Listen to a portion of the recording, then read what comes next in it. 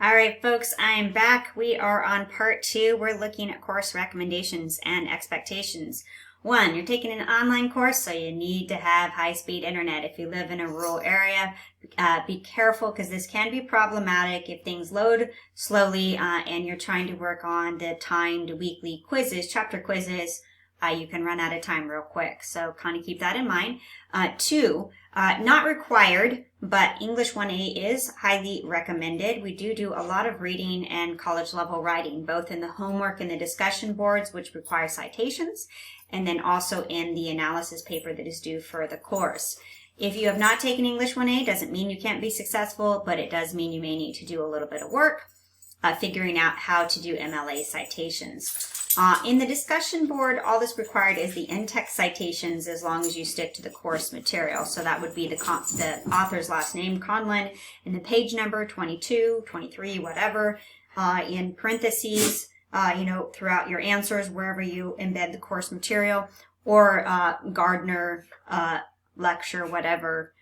Simple in-text citations are enough. However, if you go outside of the course material, you need to do a full works cited page at the bottom of your discussion board answers to let us know where we can find that material for ourselves. It is recommended by me that you really stick mostly to the course material. Stay away from history.com and all the other, Wikipedia and various other sources. This information for the course homework can be found in the book and lecture, and stick to that and you'll be safer.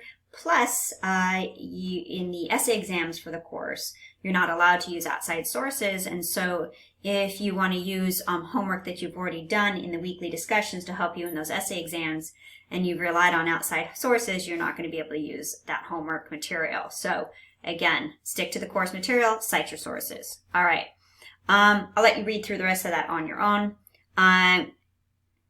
Instructor Expectations, you're going to do a lot of reading.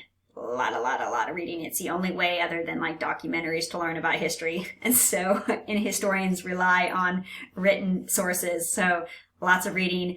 Expect about 38 plus hours worth of homework per week. That includes the lecture material as well. Got to read. Somehow you have to get the information in here. And so kind of keep aware of that. You do need to prepare for those weekly discussions. Do not rely on that to-do list on Canvas's stinking homepage to click and get to the weekly discussions. Go through the module instead, carefully going through the lecture material, reading the textbook before you try to tackle those questions, the discussion questions for the week, or the essay exams, or the multiple choice quizzes. It'll go so much better if you do the actual homework. And then also, in terms of guidelines and etiquette for the online discussions, I'm relying on some information or a list I put together by Dr. Susan Shaw at the Oregon State University. But essentially, you can read through it. It talks about,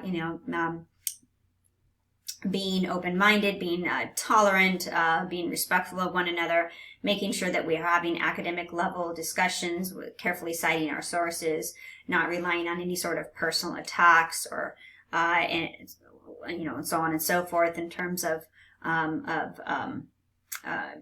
explaining your views, acknowledging, of course, the impact things like racism and sexism and so on and so forth has had on both U.S. history as well as our fellow peers in our classroom. And then also just embracing and being respectful of a diversity of different backgrounds, be that in terms of gender, race, or ethnicity, culture,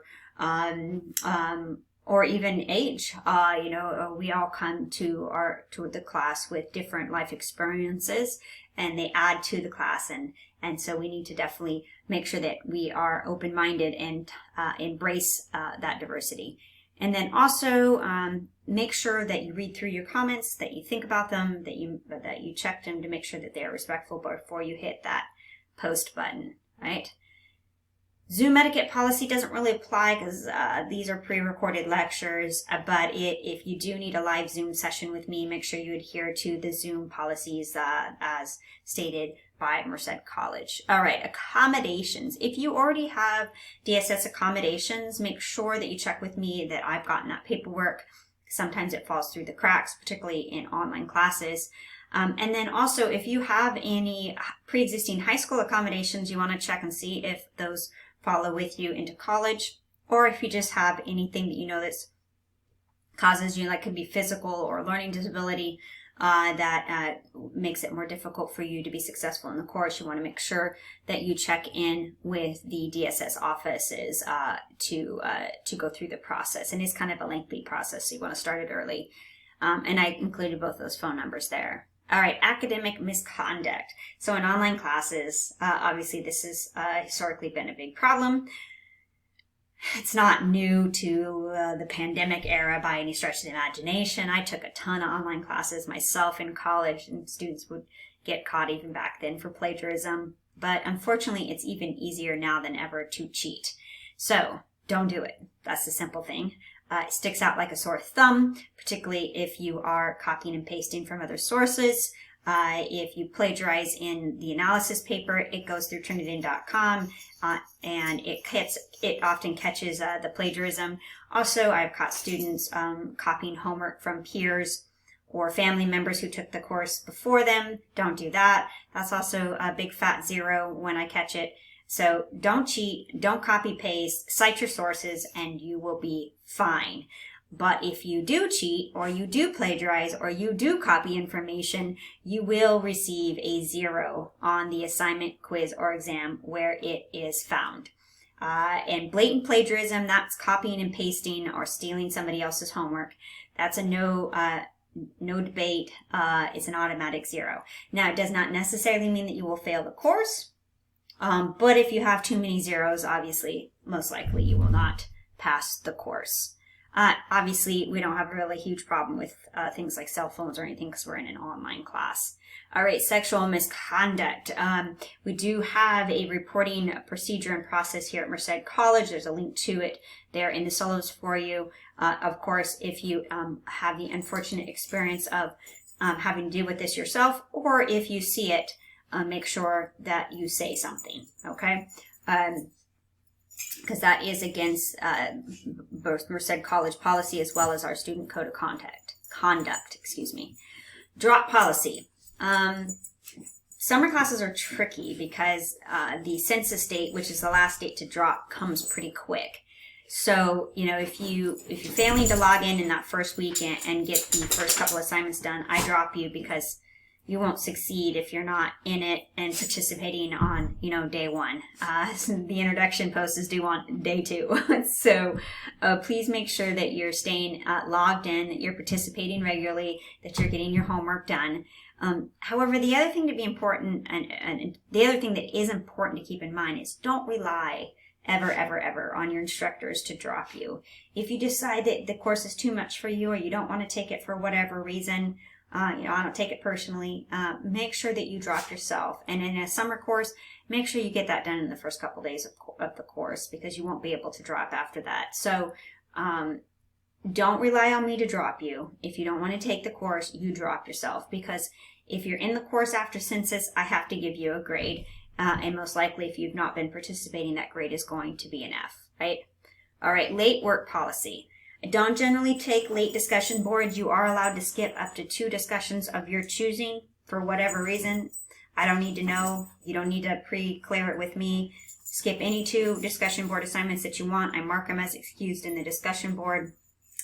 So that's my grace. I do allow short, maybe like 1-day extensions on quizzes and exams if you let me know ahead of time.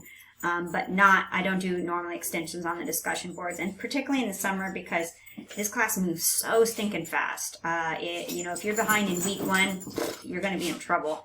And like all of you, I've got due dates for turning in final grades, and so I can't give extensions much past the last day of class. Okay. The next section is the course outline and important dates. For that section, you're going to click on the next part of the module.